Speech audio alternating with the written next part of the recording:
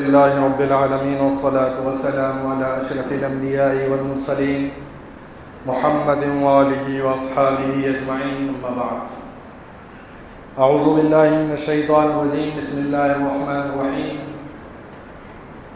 قال الملأ الذين استكبروا من قومه لنخرجنك يا شعيب والذين آمنوا معك من قريتنا أو لتعودن في ملتنا قال ولو كنا كارهين. محترم بزرگ و نوجوان بھائیوں، آج الحمدللہ 9 پارے مکمل ہوئے جس میں سورہ اعراف کا حصہ اور سورہ انفال کا کچھ حصہ ہم نے سنی. یہ 90 پارے کی پہلی آیت جو ہم نے پہلی رکعت میں سنی، اس کا ترجمہ یہ ہے کہ شعیب علیہ السلام کی قوم نے ان سے کہا، ان کے سرداروں نے کہا کہ ہم تجھے ضرور اور تیرے ساتھ تیرے ایمان والے ساتھیوں کو ضرور ہمارے اپنے ملک اور بستی میں سے نکال دیں گے، اور اگر ہم تم کو یہاں رہنا ہی ہے تو ہمارے دھرم میں ہمارے گھر واپس ہونا پڑے گا، ہمارے مذہب میں واپس آنا پڑے گا، تب جا کر تم ہمارے ملک میں رہ سکتے ہو، ورنہ ہم تمہیں اور تمہارے ساتھ ایمان والوں کو اس ملک سے نکال دیں. یہ حضرت شعیب علیہ السلام کی قوم نے، ان کے سرداروں نے ان سے یہ کہا، ان کو وارننگ دی، دھمکی دی. سوچنے کا مقام ہے، اپنے حالات پہ غور کرنے کا مقام ہے کہ آج ہم ایمان والے ہیں، اللہ والے ہیں، اللہ کا نام لینے والے ہیں، نبی اکرم کو ماننے والے ہیں، قرآن والے ہیں. اس بنیاد پر ہمیں بھی یہ کہا جا رہا ہے گھر واپسی ہونے. اب انبیاء علیہ السلام کے ساتھ یہ ہوا تو ہمارے ساتھ بھی وہی ہو رہا ہے، تو ہمیں کیا کرنا چاہیے؟ تو ہمیں بھی وہی کرنا چاہیے جو انبیاء علیہ السلام نے کیا. انبیاء علیہ السلام نے جو کام کیے ان حالات میں، ایسے مشکل وقت میں، ہمیں بھی وہی کام کرنا ہے، تب جا کر اللہ ہمیں دنیا اور آخرت میں کامیابی عطا فرمائے. کیا کیا انبیاء علیہ السلام نے؟ انبیاء علیہ السلام نے اللہ پہ بھروسہ رکھتے ہوئے اللہ کی دین کی دعوت کی محنت میں لگے رہے. وہ ان کافروں کی دھمکیوں سے ڈرے نہیں، اور انہوں نے اپنا بوریا بستر باندھ کر کہیں گئے نہیں، بلکہ اللہ کے دین کی خاطر مشکلات سہی، پریشانیاں سہی، جان مال کی قربانیاں دی، اور اللہ کی دین کی دعوت میں لگے رہے، یہاں تک کہ اللہ کافی ہو گیا ان کو، اور ماننے والوں کو دنیا میں بھی جنت اور آخرت میں بھی جنت میں بھی دنیا میں اچھی زندگی ملی، اور نہ ماننے والوں پر عذابات آئے. یہ ہمارے انبیاء علیہ السلام کی تاریخ رہی. یہی کام ہمیں کرنا ہے کہ ہمیں اللہ کے دین کی دعوت کی محنت میں لگنا ہے. حضرت مولانا الیاس صاحب رحمۃ اللہ علیہ کے زمانے میں انگریزوں کا بہت ظلم بڑھ گیا. سب ساتھی پہنچے ان کے پاس، کہا کہ حضرت بددعا کر دیجیے، انگریزوں کے خلاف بہت سخت کام کرنا مشکل ہو گیا. کیا کہا حضرت مولانا الیاس صاحب رحمۃ اللہ علیہ نے؟ کہا کہ جاؤ ان کو دعوت دو، ان کو دین کی دعوت دو. یہ انبیاء کا طریقہ ہے.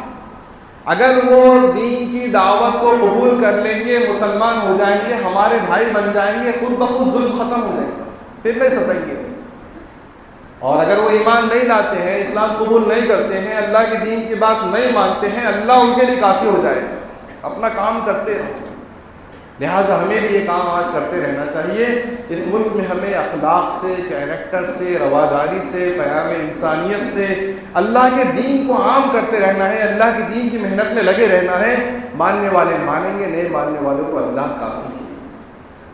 آگے اللہ رب العزت نے حضرت موسیٰ علیہ السلام کا تذکرہ بار بار کیا ہے. ایک بات میں آپ سے پوچھنا چاہتا ہوں کہ ہم دیکھتے ہیں، قرآن پڑھتے ہیں، تقریباً ہر پارے میں حضرت موسیٰ علیہ السلام، بنی اسرائیل، یہودی، ان کے تذکرے تقریباً پورا قرآن میں بھرے ہوئے ہیں. ہر پارے میں ہم کو ان کا نام ملتا ہے. اتنی تو الحمدللہ ہمیں سمجھ ہے. اللہ کرے کہ ہمیں پورا قرآن سمجھنے کی توفیق ہو جائے. بہت بڑی دولت ہے کہ ہمارے لیے اللہ نے نازل کیا ہے، اور ہم آئیں کہ اس کو جزدان میں لپیٹ کے اونچے طاق میں رکھ دیتی ہے. ہر لفظ کو سینے میں بسا لو تو بنے بات، ہر لفظ کو سینے میں بسا لو تو بنے بات. ارے طاقوں میں سجانے کو یہ قرآن نہیں ہے. اللہ رب العزت نے حضرت موسیٰ علیہ السلام اور بنی اسرائیل کے واقعات کو بار بار اس لیے دہرایا، اس کی ایک وجہ ہے کہ حضرت موسیٰ علیہ السلام کو دوہرا کام تھا. ایک کام تھا ان کو قبطیوں فرعونیوں کو دین کی دعوت دینا، کافروں کو دین کی دعوت پہنچانا، اور دوسرا کام تھا اپنے ماننے والے اللہ کو ماننے والے انبیاء کی اولاد بنی اسرائیل کی اصلاح کرتے رہے۔ 80% فرعونی تھے، غیر مسلم تھے ان کے زمانے، اور 20% بنی اسرائیل تھے۔ یہ دوہرا کام دے کر حضرت موسیٰ کو بھیجا گیا تھا، اور واقعات بھی بہت سارے ملے جلے ہیں حضرت موسیٰ علیہ السلام کے اور اللہ کے رسول صلی اللہ علیہ وسلم کے۔ حضرت موسیٰ علیہ السلام نے مصر سے مدین ہجرت کیے تھے، اللہ کے رسول صلی اللہ علیہ وسلم نے مکہ سے مدینہ ہجرت کی۔ تو اس بنیاد پر اللہ رب العزت نے قرآن میں موسیٰ علیہ السلام کے تذکرے کو بار بار کیا تاکہ امت محمدیہ کو تعلیم ملتی رہے۔ بہرحال حضرت موسیٰ علیہ السلام کے واقعے کو تفصیل سے بیان کیا گیا ہے، تفصیلات میں جانے کا وقت نہیں ہے۔ مختصراً یہ کہ حضرت موسیٰ علیہ السلام جب پہنچے، عصا ید بیضا پیش کیا، اپنے نبی ہونے کا دعویٰ کیا، نہیں مانا اور کہا کہ تو جادو ہے، اور ایسے جادو کا انتظام تو ہم بھی کر سکتے ہیں، چلو ہو جائے ایک مقابلہ جادوگری کا۔ وہ اللہ کے دیے ہوئے معجزوں کو جادو کہہ رہا تھا، اور حضرت موسیٰ علیہ السلام کو جادوگر کہہ رہا تھا۔ یہ ہوتا ہے، اچھوں کو برا کہتے ہیں لوگ۔ حضرت موسیٰ علیہ السلام نے کہا ٹھیک ہے آ جاؤ، حق ہے تو کیا ڈرنا ہے۔ بہرحال موسیٰ علیہ السلام نے چیلنج قبول کیا۔ فرعون نے بہت سارے جادوگروں کو جمع کیا، جادوگر آئے، انہوں نے سودے بازی بھی کی، ہم جیت گئے تو ہم کو کیا ملے گا، دنیا ان کا مقصد تھی۔ فرعون نے کہا کہ تم میرے مقرب بن جاؤ گے، میرے VIPs بن جاؤ۔ بہرحال ہم سب جانتے ہیں مقابلہ ہوا، حضرت موسیٰ علیہ السلام کا عصا اژدہا بنا اور پورے جادوگروں کی جادوگری کو ختم کر دیا۔ جادوگر ایمان لا، پورے کے پورے جادوگروں نے ایمان لا لیا۔ فرعون نے پھر ان کو دھمکی دی، کہا کہ میں نے تمہیں اپنے کام کے لیے بلایا تھا، لگتا ہے یہ موسیٰ تمہارا گرو ہے، تم اس کے چیلے ہو، اور تم سب نے یہ ناٹک کیا ہے تاکہ ہمارے ملک سے تم ہم کو نکال دو۔ جادوگروں نے کہا کہ، اور اس نے دھمکی دی کہ میں تمہارا سیدھا ہاتھ الٹا پیر کاٹ دوں گا، تمہیں تڑپا تڑپا کر ماروں گا۔ موت سامنے کھڑی، فرعون ظالم، فرعون کی پولیس ظالم۔ ایمان جب ان کے اندر آ گیا، صبح تو ایمان والے کے نبی کے مقابلے میں آئے تھے، اب اللہ نے ان کو ایمان نصیب کر دیا تو ایمان کی کیفیت دیکھی کیا ہے۔ کہا صاف الفاظ میں ہم نے سنے آج کی تفسیر میں تراویح میں، فَقْضِ مَا أَنْتَ قَاضٍ إِنَّمَا تَقْضِي هَذِهِ الْحَيَاةِ الدُّنْيَا۔ ارے جا، کیا کرنے کا کر لے، کیا کرے گا زیادہ سے زیادہ، صرف دنیا ختم کر دے گا، جان نکال لے گا، اس سے زیادہ تو کر کیا سکتا، کر کیا کرنا ہے تجھے۔ فَقْضِ مَا أَنْتَ قَاضٍ، بڑا پیارا جملہ ہے ایمان والوں کی۔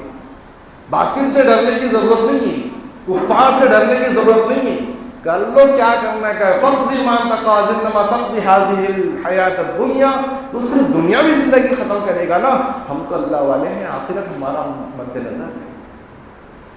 بڑی تعلیم ہے دعوت کے کام کرنے والوں کو اس میں کہ اللہ کے دین کی خاطر اپنی جان مال لگا دیں۔ ایسے ہی حضرت موسیٰ علیہ السلام کے واقعے کو آگے بڑھایا گیا، اور فرعونیوں کے مقابلے میں موسیٰ علیہ السلام نے جو معجزات پیش کیے، اور یہ معجزات حضرت موسیٰ علیہ السلام کی طرف سے تھے، اور فرعونیوں کے لیے عذاب تھے۔ ان کے اوپر طوفان آیا، ٹڈی آئی، خون آئے، فَأَرْسَلْنَا عَلَيْهِمُ الطُّوفَانَ وَالْجَرَادَ وَالْقُمَّلَ وَالضَّفَادِعَ وَالدَّمَ آیات مفصلہ، نئے معنی آخر کا، یہاں تک کہ اللہ نے ان کو غرقاب کیا، فرعون کو، اس کے ساتھیوں کو، اس کے سرداروں کو، اس کی فوج کو اللہ نے اس سمندر میں ڈبا ڈبا کے مارا۔ ہم لوگ اپنے دشمن کو پیاسا بھوکا پیاسا تڑپا کے مارتے، اللہ نے اپنے دشمن کو پانی پلا پلا کے مارا، رہتی دنیا نے دیکھا۔ آگے اللہ رب العزت فرماتے ہیں، بنی اسرائیل کے بہت سارے واقعات بیان کیے گئے تاکہ تم ایسا نہ کرو۔ بنی اسرائیل نے کہا، جب ان کو فرعون سے نجات ملی، اس طرف نکلے، ساحلی پٹی پر چلنے لگے تو دیکھا اللہ، بھوک لگی تو اللہ رب العزت کے حکم سے حضرت موسیٰ نے عصا مارا، 12 چشمے پھوٹے، سب کو پانی پینے کو ملا۔ بھوک لگی تو من و سلوہ آسمان سے نازل ہوا، گوشت اور مٹھائی آسمان سے نازل ہوئی، پرندوں کی شکل میں گوشت نازل ہوا، سب کھانے لگے، اچھے رہنے لگے۔ لیکن ایسی کمبخت قوم تھی، بیکار قوم تھی، قالوا یا موسیٰ لن نصبر علی طعام واحد، اے موسیٰ کیا روز کا یہ من و سلوہ ہم نہیں برداشت کرتے بابا، ہم کو تو دال بھات گوبھی کا آلو پیاز لہسن یہ کھانے ہوں۔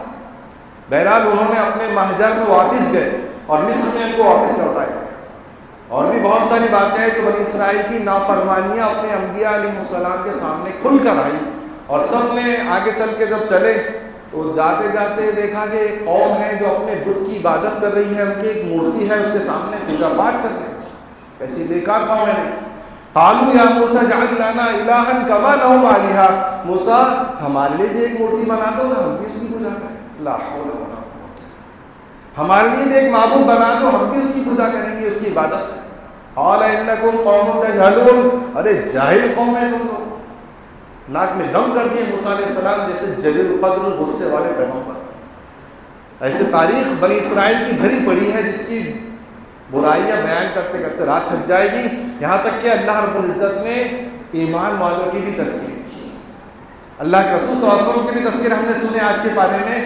الذین یتبعون الرسول النبی الامی الذی یجدونہ مکتوبا عندہم فی التوراۃ والانجیل. اب یہاں سے اللہ کے رسول صلی اللہ علیہ وسلم اور صحابہ کی فضیلتیں بیان کی. بنی اسرائیل کی بہت ساری برائیاں بیان کی گئی، اس کے بعد امت محمدیہ کی صحابہ کی فضیلتیں بیان کی گئی. جو لوگ اپنے رسول، اپنے نبی امی، جس کو پڑھنا لکھنا نہیں آتا ہے، لقب امی ہے اور علم کا دریا بہاتے ہیں، یہ ہے ہمارے نبی صلی اللہ علیہ وسلم. وہ ان کی پیروی کرتے ہیں اور اس کی عزت کرتے ہیں، اس کی مدد کرتے ہیں، اس پر جان قربان کرتے ہیں. صحابہ کی عظمت، صحابہ کی حضور سے محبت کے واقعات سیرت کی کتابوں میں بھرے پڑے. اللہ کے رسول صلی اللہ علیہ وسلم کی جگہ پر صحابہ اپنی جان قربان کرتے ہیں. اللہ کے رسول صلی اللہ علیہ وسلم وضو کر رہے ہیں، مجال ہے ایک قطرہ پانی کا زمین پہ گر جائے، سب صحابہ بیٹھے ہیں اور پانی کو نیچے گرتے ہوئے قطروں کو لپیٹ رہے ہیں اور کیچ کر رہے ہیں اور اپنے سروں پر اور اپنے چہروں پر مسل رہے ہیں. اگر کسی کو پانی نہیں ملا تو اس نے اس کے ہاتھ پر مسا کر کے اپنے چہرے پر لگا دیا. یہ محبت کسی نے نہیں دیکھی جو محبت صحابہ نے اللہ کے رسول صلی اللہ علیہ وسلم سے کی. لہٰذا صحابہ کی تعریفیں ہوئی، اللہ کے رسول کی عظمت بیان کی گئی، اور اللہ کے رسول کی عظمت کے بعد ایک آیت ہم نے سنی، قل یا ایھا الناس انی رسول اللہ الیکم جمیعا. اس کا ترجمہ، تفسیر، تشریح پڑھنے کی ضرورت ہے اور ہوش کے ناخن لینے کی ضرورت ہے. یہ ہمارا مقصد ہے پیدائشی. قل یا ایھا الناس انی رسول اللہ الیکم جمیعا. اے پیارے پیغمبر صلی اللہ علیہ وسلم، آپ کہہ دیجئے لوگوں سے کہ میں تم تمام انسانوں کے لیے نبی بنا کر بھیجا ہے. ہمارے نبی صلی اللہ علیہ وسلم انٹرنیشنل نبی. میں آپ سے 3 سوال اگر کروں کہ قرآن، سب سے پہلے تو اسلام کس کا مذہب ہے؟ قرآن کس کی مذہبی کتاب ہے؟ اور حضرت محمد مصطفیٰ صلی اللہ علیہ وسلم کس کے مذہبی نبی ہیں؟ تو کیا جواب دیں گے آپ؟ اسلام کس کا مذہب ہے؟ مسلمانوں. قرآن کس کی مذہبی کتاب ہے؟ مسلمانوں. اور حضور صلی اللہ علیہ وسلم کس کے نبی ہیں؟ مسلمانوں. سب غلط جواب، تینوں جوابات غلط. اسلام صرف مسلمانوں کا مذہب نہیں ہے، اسلام انسانوں کا مذہب. ان الدین عند اللہ الاسلام. اللہ صاف کہہ رہے ہیں کہ ان الدین عند اللہ الاسلام، دین تو صرف اسلام ہے اللہ کے پاس. ومن یبتغی غیر الاسلام دینا فلن یقبل منہ. جو اسلام کے علاوہ دوسرا مذہب دھرم اختیار کرے گا اس سے کوئی چیز قبول نہیں کی جائے. پوری انسانیت کا مذہب اور پوری انسانیت کا دھرم اور پوری انسانیت کا ریلیجن صرف اسلام. یہ ہماری غلط فہمی ہے، یہ ہمارا مذہب نہیں ہے، ہم نے اس کو قبول کیا. ہم اسلام والے ہیں، ہم مسلمان ہیں، ایمان والے ہیں، ہم مومن ہیں، لیکن اسلام سب کا ہے اور سب تک پہنچانا میرے اور آپ کی ذمہ داری ہے. قرآن مذہبی کتاب ہے مسلمانوں کی، غلط جواب.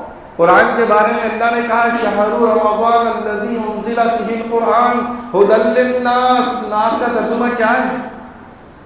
ناس کا ترجمہ ہے لوگ، چاہے مسلمان ہو چاہے غیر مسلم، ہر ایک کا مذہبی کتاب قرآن کریم ہے. ھدی للناس کہا اللہ نے قرآن کو. قرآن تمام انسانوں کی ہدایت کی کتاب ہے. اور اللہ کے رسول صلی اللہ علیہ وسلم تمام انسانوں کے نہیں، جناتوں کے نبی. جنات میں جا کر آپ نے تبلیغ کی، جنات کے مجمع میں جا کر آپ نے بات کی اور جنات کو آپ نے کلمہ پڑھوایا.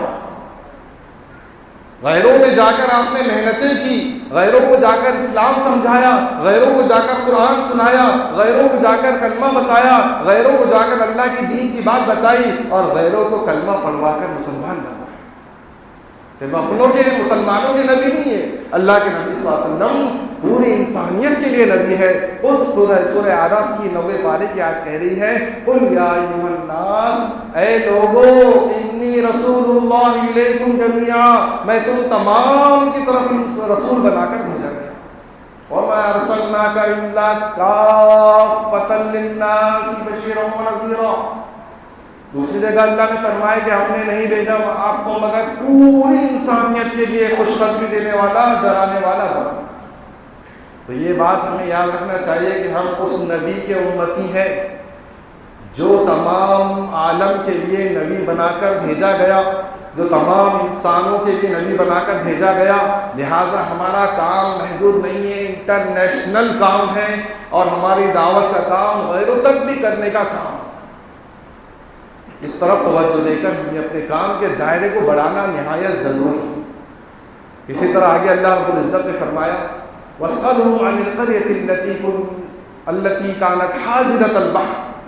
بنی اسرائیل کی ایک بستی کا واقعہ آج ہم نے سنا۔ کاش کہ ہمیں قرآن پہلے سبق میں آ جائے تو امام صاحب جو پڑھیں گے اسی وقت مزے آ جائے کیا چل رہا ہے اس کے اندر۔ کاش کہ ہم اتنے قرآن کو سمجھنے والے بن جائیں۔ وَاسْأَلْهُمْ عَنِ الْقَرْيَةِ الَّتِي كَانَتْ حَاضِرَةَ الْبَحْرِ۔ اے پیارے پیغمبر صلی اللہ علیہ وسلم، آپ ان بستی والوں سے پوچھیے، اس بستی کے بارے میں پوچھیے، اپنے آس پاس کے یہودیوں سے، ان کی قوم کی بستی والوں سے پوچھیے جو سمندر کے کنارے واقع تھی، اور سمندر کے کنارے واقع تھی، ان کا کاروبار مچھلی پکڑ کر بیچنا تھا۔ اور موسیٰ علیہ السلام کی قوم کو اللہ نے عبادت کے لیے ایک دن دیا تھا کہ تم ایک دن طے کر لو۔ انہوں نے طے کیا سنیچر۔ عیسائی آئے، ان سے اللہ نے کہا تم اپنی عبادت کے لیے ایک دن طے کر لو۔ انہوں نے چوائس کیا سنڈے۔ آج وہ سنڈے کو اتوار کو اتوار، سنڈے کو سنڈے چرچ جا کر اپنی عبادت کرتے ہیں باطل طریقے سے جیسے۔ پھر ہم لوگ آئے تو ہم کو پوچھا گیا تمہارا کون سا دن؟ ہم نے کہا ہم کو نہیں معلوم، آپ طے کر لو۔ یہ ہماری خصوصیت، ہم اپنے معاملات کو بڑوں کے حوالے کرتے ہیں۔ کہا کہ تمہارے لیے جمعہ کا دن ہے، تو ہمارے لیے جمعہ کا دن ہے، عبادت کا، عید کا دن، اور عیسائیوں کے لیے اتوار ہے، یہودیوں کے لیے سنیچر ہے۔ اب اس بستی پر یہ حکم آیا کہ سنیچر کے دن صرف اللہ کی عبادت کرنا، کاروبار بند رکھنا، کاروبار بالکل نہیں۔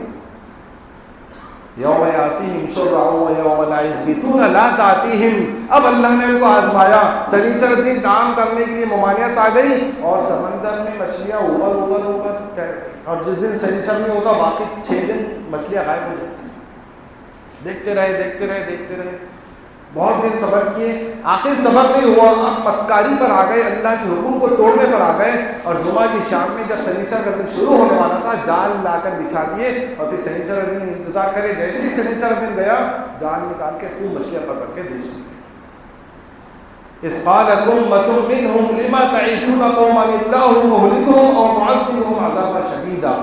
آج ہم نے سنی، اب اس بستی میں 3 گروپ ہو گئے، 3 جماعتیں بن گئی۔ ایک تو وہ گنہگار جماعت جو اللہ کے حکم کو توڑ کر اس طرح ہیلا بازی مکاری کر کے کاروبار کرتے تھے سنیچر کے دن، ایک گنہگار قوم، اللہ کے حکم کو توڑنے والی نافرمان قوم، معاصی کرنے والی قوم، اور ایک طرف ان کو روکنے والی جماعت کہ یہ کام غلط ہے، مت کرو، سنیچر کے دن ہمیں عبادت کرنا، یہ مکاری ہے، ہیلا بازی ہے کہ جمعے کی شام میں جال بچھا رہے، سنیچر کی شام ہوتے ہی نکال لے رہے، ایسا مت کرو، اللہ کا عذاب آئے۔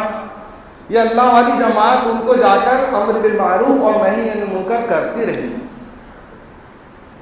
اور ایک جماعت وہ تھی جو یہ کہتی تھی کہ کائیں کو ان کے پیچھے سر کھپا رہے ہیں، کیوں ان کو سمجھا رہے ہیں، یہ گنہگار قوم ہے، باطل قوم ہے، چھوڑو، اللہ مارے گا، اللہ ہلاک کرے گا، تم کیوں اپنے ان کے پیچھے زور لگا؟ لما تعظون قوما اللہ مہلکہم، اللہ ان کو ہلاک کرے گا، برباد کرے گا، تم کیوں اپنی توانائی پر صرف کر رہے ہیں؟ اس طرح 3 گروپ ہیں۔ آخر میں ہوا یہ کہ جن لوگوں نے اللہ کے حکم کو توڑا تھا، اللہ نے ان سے کہا کونوا قردۃ خاسئین، ذلیل بندر بن جاؤ۔ جنہوں نے اللہ کے حکم کو توڑا تھا اللہ نے ان کو یہ عذاب ڈالا کہ سب کے سب ذلیل بندر بن گئے، واقعی بندر بن گئے۔ اور وہ اپنے اپنے رشتہ داروں کے پاس آتے تھے، روتے تھے، آنکھوں سے آنسو بہتے تھے، کچھ کہہ نہیں پاتے تھے، جیسے بندہ ہوتا اپنے اپنے رشتہ داروں کو پہچانتے تھے، ان کے پاس جاتے تھے اور اس کے آ کے روتے تھے، 3 دن زندہ رہے پھر مر گئے۔ اب ان کا تو ہو گیا، عذاب میں مر گئے۔ جن لوگوں نے دعوت و تبلیغ کا کام کیا تھا، امر بالمعروف کا کام کیا تھا، جماعت چل رہی تھی ان کے درمیان، تو ان کا تو ظاہر بات ہے کہ ان کو ثواب مل گیا اپنے امر بالمعروف اور نہی منکر۔ اب رہا تیسری جماعت کا مسئلہ، جو امر بالمعروف نہیں کرتے تھے اور نہی منکر کرنے والوں کو بھی روکتے تھے کہ کائے کو اپنا کام کر جائے، تو ان کے بارے میں قرآن نے خاموشی اختیار کی۔ البتہ یہی گمان رکھنا چاہیے کہ اللہ نے ان کو معاصی نہ کرنے کی وجہ سے بچا لیا۔ آگے ایک آیت ہے وَإِذْ تَعَذَّنَ رَبُّكَ لَيَبْعَثَنَّ عَلَيْهِمْ إِلَى يَوْمِ الْقِيَامَةِ مَن يَسُومُهُمْ سُوءَ الْعَذَابِ وَإِذْ تَعَذَّنَ رَبُّكَ لَيَبْعَثَنَّ عَلَيْهِمْ إِلَى يَوْمِ الْقِيَامَةِ مَن يَسُومُهُمْ سُوءَ الْعَذَابِ، اور اس وقت کو یاد کرو جب تیرے رب نے اعلان کر دیا کہ تمہارے اوپر ایک ایسے شخص کو ہمیشہ مسلط کرے گا قیامت تک جو تمہیں ذلیل کرے گا، دردناک عذاب دے گا۔ یہ آیت، یہ دھمکی بنی اسرائیل اور یہودیوں پر اللہ نے بھیجی۔ یہ بنی اسرائیل، یہودی، نصرانی، عیسائی اور آج کا بیٹھا ہوا اسرائیل سب ایک ہیں۔ ان پر اللہ نے یہ لعنت بھیجی اور ان کو وارننگ دی، دھمکی دی کہ تم پر قیامت تک کوئی نہ کوئی تمہیں ذلیل کرنے والا ہم مسلط کریں۔ لہٰذا حضرت موسیٰ علیہ السلام کے زمانے میں بنی اسرائیل کا بڑا برا حال تھا۔ جب پیدا ہوئے یعقوب علیہ السلام، ان کے ابا یعقوب علیہ السلام ہیں، اسرائیل حضرت یعقوب علیہ السلام کا دوسرا نام ہے، اور ان کی اولاد کو بنی اسرائیل کہا جاتا ہے۔ شروع میں اپنے آپ کو بنی اسرائیل کہنے لگے اور کہلوانے لگے، پھر آخر میں ایسے کمینوں کو اپنے سامنے اپنے نام کے آگے اپنی پہچان اپنے باپ سے لگانے میں شرم آئی ہو، اور بنی اسرائیل سے انہوں نے نام چینج کر کے بڑے بھائی کی طرف یہودا، ان کا بڑا بھائی تھا، اپنے آپ کو یہودی کہلوانے لگے۔ باپ کی نسبت ان کو پسند نہیں آئی، اور آج اسی باپ کا نام لے کر یہ آباد ہوئی۔ تو یہ بنی اسرائیل، یہودی، عیسائی، نصرانی، ان تمام کو اللہ نے دھمکی دی کہ یہ خاص کر کے یہودی کہ تم پر ایسا شخص مسلط رہے گا قیامت تک جو تمہیں سخت ذلیل عذاب دے گا، ذلت والا۔ اب حضرت موسیٰ علیہ السلام فرعون کے زمانے میں پوری بنی اسرائیل مقہور مغلوب تھی، اور فرعون ان پر ظلم کر رہا تھا، ان کے بچوں کو قتل کر دیتا تھا، لڑکیوں کو زندہ چھوڑ دیتا تھا، اور جانوروں سے زیادہ بدتر زندگی فرعون کے زمانے میں۔ موسیٰ علیہ السلام کے ذریعے سے اللہ نے نجات دی، ان کو حکومت ملی، بادشاہت ملی۔ پھر اس کے بعد سلیمان علیہ السلام کے زمانے میں یہودیوں کو خوب چن چن کر مارا گیا۔ بخت نصر ایک ظالم بادشاہ آیا، اس نے جب یہودیوں کو خوب چن چن کر مارا، اور اس کے بعد اللہ کے رسول صلی اللہ علیہ وسلم کے زمانے میں جو مدینے کے اطراف میں، مدینے میں یہودی آباد تھے، اللہ کے رسول صلی اللہ علیہ وسلم نے مدینے کے اطراف سے یہودیوں کو کھدیڑا، اور بنو نذیر، بنو قینقاع کو وہاں سے ہکالا کہ چلو نکلو، تمہیں مدینے کی پاک مٹی میں رہنے کی ضرورت ہے، اور وہ سب وہاں سے نکل کے بھاگے، بنو قریظہ میں جمع ہوئے، کچھ خیبر میں جمع ہوئے، پھر بعد میں خیبر، بنو قریظہ کا بھی ستیہ ناش اور قلعہ برباد کر دیا گیا، اور یہاں تک کہ خیبر پر حملہ ہوا، یہودیوں پر حملہ ہوا، اللہ کے رسول نے حملہ کیے اور ان کو ہرا دیا۔ بھیکاری یہودیوں نے، مکار یہودیوں نے حضور سے درخواست کی کہ حضور ہم کو خیبر میں رہنے دیجیے، اور جو بھی پیداوار ہوں گی ہم آدھا آپ کو دیں گے مدینے، اور آدھا ہم گزر ہوگا۔ اللہ کے رسول نے رحم کیا اور رہنے دیا، اور کہا کہ ہم جب تک چاہیں تمہیں یہاں رہنے دیں گے، اس شرط پر ہم تم کو چھوڑ دیں۔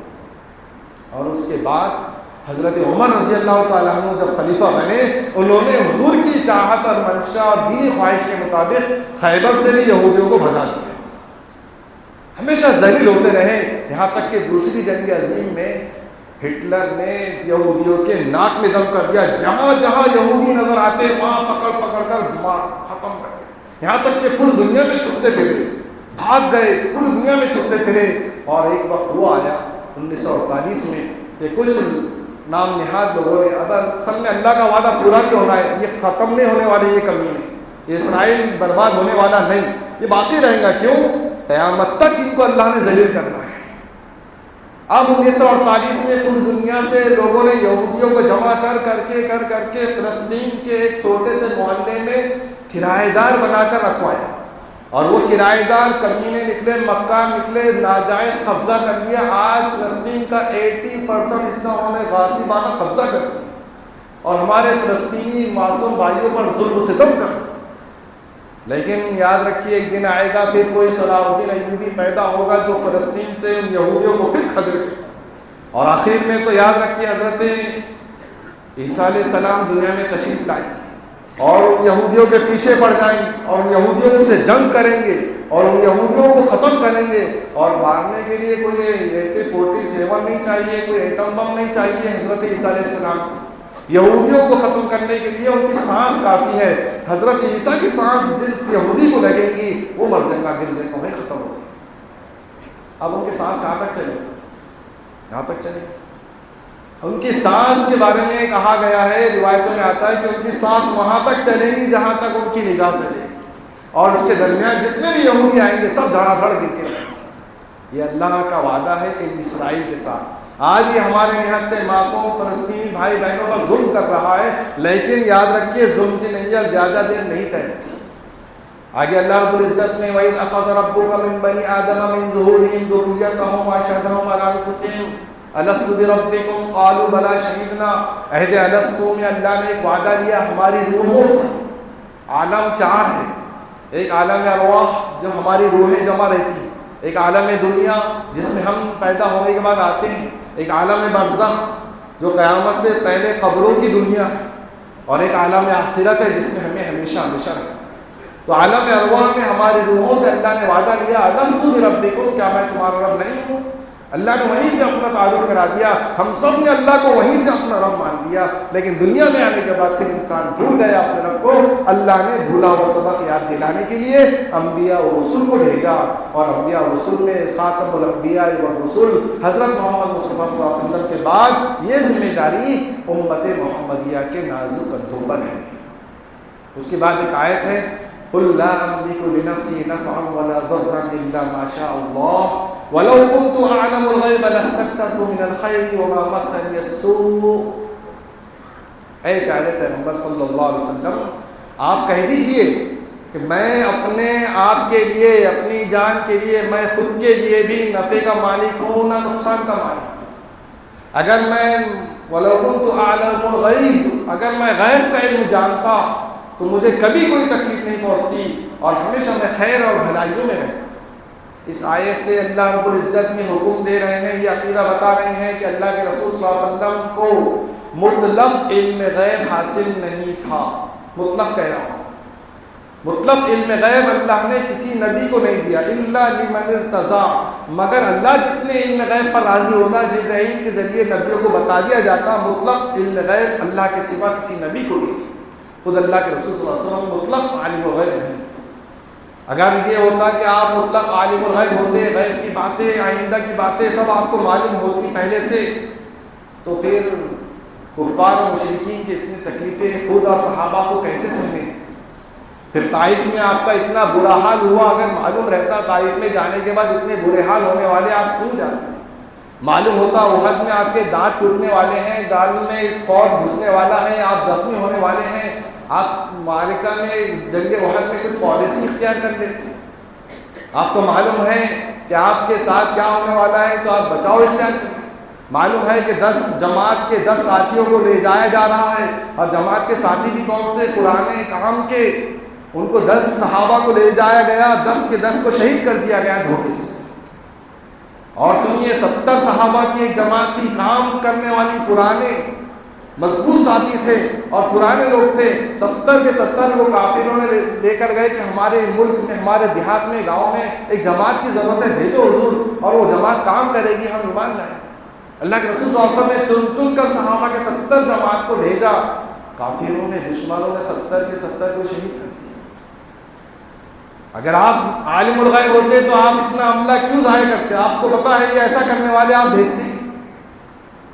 آپ کو اگر عالم الغیب آپ مطلق ہوتے تو حضرت عائشہ رضی اللہ تعالیٰ عنہا کا واقعہ بھی بہت بڑی دلیل ہے. 1 مہینہ اللہ کے رسول صلی اللہ علیہ وسلم پریشان رہے. ذرا واقعے کو پڑھو تفصیل سے. حضرت عائشہ رضی اللہ عنہا پر منافقوں نے جھوٹا الزام لگایا کہ انہوں نے حضرت صفوان بن معطل سے زنا کیا. اتنی بڑی تہمت لگائی اللہ کے رسول صلی اللہ علیہ وسلم کی پیاری بیوی صدیق اکبر رضی اللہ تعالیٰ عنہ کی بیٹی پر. ایک مہینہ گزر گیا کشمکش میں، حضور پریشان رہتے، مشورہ کرتے صحابہ سے کیا ہوا ہوگا کیا ہوا ہوگا، حقیقت کچھ بھی پتہ نہیں۔ ایک مہینہ بڑی پریشانی میں میرے نبی نے گزارا۔ کتنی کیسی دل کے حال ہوگا سوچو گا۔ یہاں تک کہ ایک مرتبہ اللہ کے رسول صلی اللہ علیہ وسلم حضرت ابوبکر کے گھر گئے، وہیں پر حضرت عائشہ رہنے لگ گئی تھی، طبیعت بھی خراب ہو گئی تھی اتفاق سے۔ حضرت ابوبکر کے گھر گئے، حضور اپنے سسرال گئے، حضرت ابوبکر کے گھر گئے اور کہا عائشہ اگر تم سے کوئی غلطی ہوئی ہوگی تو اللہ سے معافی مانگو، اللہ معاف کرنے والا ہے، اور اگر آپ سے غلطی نہیں ہوگی تو اللہ خود تمہاری برات آئے۔ حضرت عائشہ کو پتہ چل گیا تھا تھوڑے دن پہلے، تو رونے لگی خود بھی کہ میرے بارے میں ایسا بات ہو رہی ہے، حضور بھی مجھ سے کچھ نہیں پوچھ رہے، بات بھی نہیں کر رہے۔ اب حضور نے آ کر یہ جملے کہے، اتنا سوچو، حضور رو رہے عائشہ غلطی ہوئی ہوگی تو اللہ سے معافی۔ اب حضرت عائشہ کے بہتے ہوئے آنسو رک گئے، ٹائٹ ہو گئے، سخت ہو گئے کہ حضور آپ میرے شوہر ہیں، آپ بھی مجھ پر بھروسہ۔ یہ یہاں تک کہ بات ہو چکی تھی، میں آپ کو دلیل دے رہا ہوں، یہاں تک بات پہنچ گئی کہ اللہ کے رسول صلی اللہ علیہ وسلم نے یہ پیارا جملہ، خطرناک جملہ، اللہ کے رسول صلی اللہ علیہ وسلم پریشان، عائشہ پریشان، ابوبکر صدیق پریشان، ام رومان عائشہ کی امی پریشان، سب صحابہ پریشان کہ یہ کیا ہو گیا، یہ کیا چل رہا ہے۔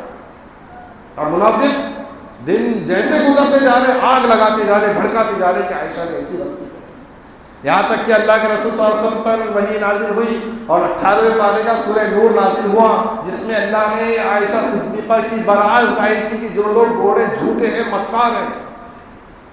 صدیق اکبر خوش ہو گئے، ام رومان نے کہا عائشہ اٹھو اٹھو اور اللہ کے رسول کا شکریہ ادا کرو، تمہاری برات ظاہر ہو گئی۔ عائشہ نے پیار بھرے انداز میں کہا، اپنے شوہر کے اعتبار سے حضور سے کہا میں تو اس کا شکریہ ادا کروں گی جس نے میری برات ظاہر کی، میں تو اس کا شکریہ ادا کروں گی جس نے میرے برات ظاہر کی۔ کتنی پریشانی میں میرے نبی نے یہ ایک مہینہ گزارا ہوگا، سوچنے کا مقام ہے۔ بہرحال اس سے پتہ چلتا ہے کہ اللہ کے رسول صلی اللہ علیہ وسلم کو مطلق علم غیب حاصل نہیں تھا، اللہ جتنا علم غیب آپ کو دیتے تھے اتنا معلوم ہو جاتا۔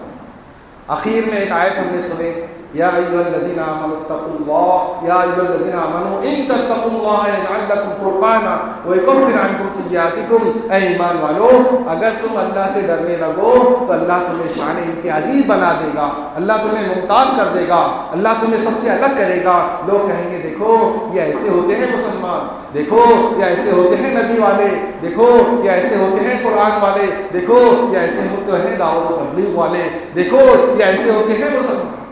اگر ہم اللہ کا ڈر اختیار کریں گے، تقوی اختیار کریں گے، لوگوں کی انگلیاں ہماری طرف اٹھیں گی، یہ کوالٹی اگر ہمارے اندر آ جائے تو اللہ دنیا میں ہمیں سرخ روئی عطا فرمائے گا اور آخرت میں ہماری مغفرت فرمائے گا۔ اللہ تعالیٰ ہمیں ایسے جذبات کے ساتھ کام کرنے کی توفیق عطا فرمائے۔ وہ